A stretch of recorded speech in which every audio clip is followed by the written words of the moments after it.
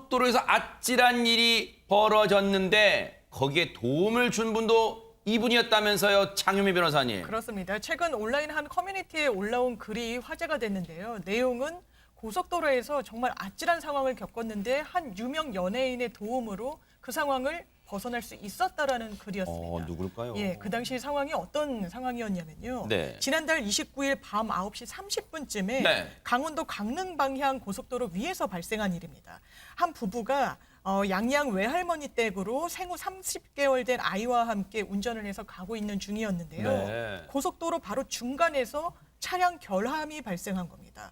그렇다면 멈춰 설 수밖에 없었겠죠. 어머. 더더군다나 그 상황이 갓길이 좁아져서 3차선 차로에 차량이 절반 정도 걸친 채 정차할 수밖에 없는 그런 아찔한 상황이었다고 합니다. 밤 9시 반에 여러분 생각해보세요. 고속도로에 차가 멈춰요.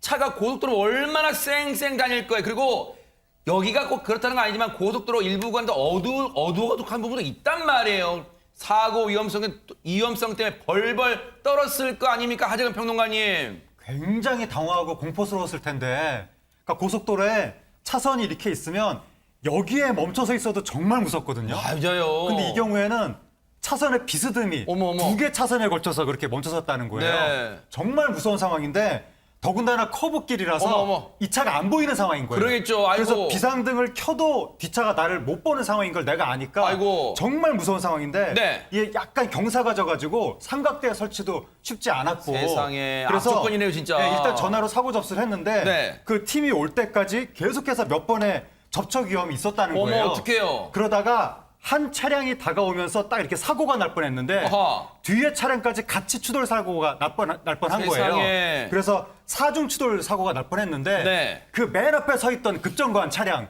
그 차량한테 달려가가지고 네. 애기랑 애기 엄마 좀 태워서 1km 앞에 있는 휴게소까지 데려다 달라고 세상에. 그렇게 부탁을 한 겁니다. 그 상황에 일단 운전자분은 걱정이 되니까 이러다가는 정말 더 큰 사고 날 것 같으니까 일단 아내분과 30개월 된 아이만 먼저 좀 피신시켜 주세요. 제 고장난 차량 뒷차례는 제가 할게요. 그런 상황을 말했답니다. 그런데 이런 딱 한 상황을 말해도 최정학 기자님, 고속도로, 캄캄한 고속도로에서 처음 보는 사람이 부탁하는 거 누가 다 들어줘요, 이걸. 네, 사실 요즘 세상에 쉽지 않은 일이기도 하죠.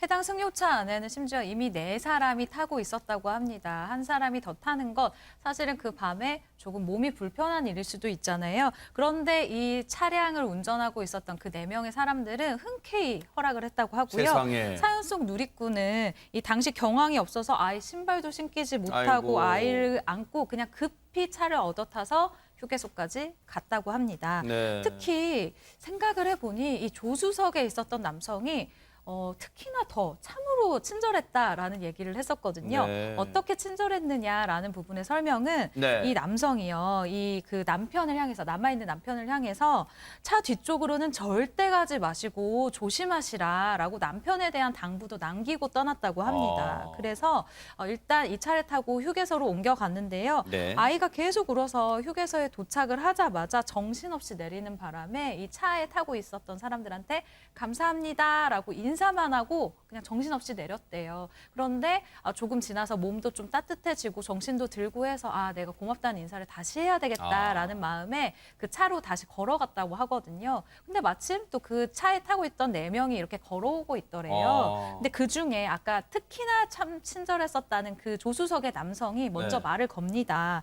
아이랑 어머니 두 분 다 놀라신 것 같은데 괜찮으시냐라고 세상에. 또 물어보더래요. 그러면서 많이 놀라셨을 것 같은데 따뜻한 거 드시고 마음 좀 진정하시라라면서 음료 2병을 사서 따뜻한 음료를 사서 건네주고 떠났다고 합니다.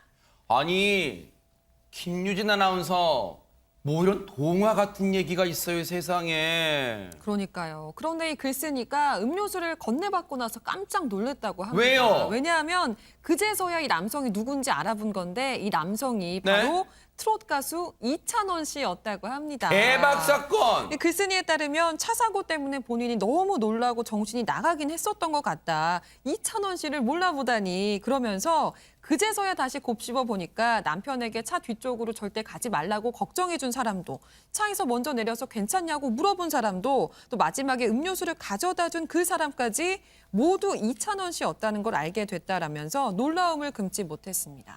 아니 혹시 닮으신 분을 이찬원일까요? 이게 믿은 거 아닙니까, 하정현 평론가님? 네, 그게 아니라 네.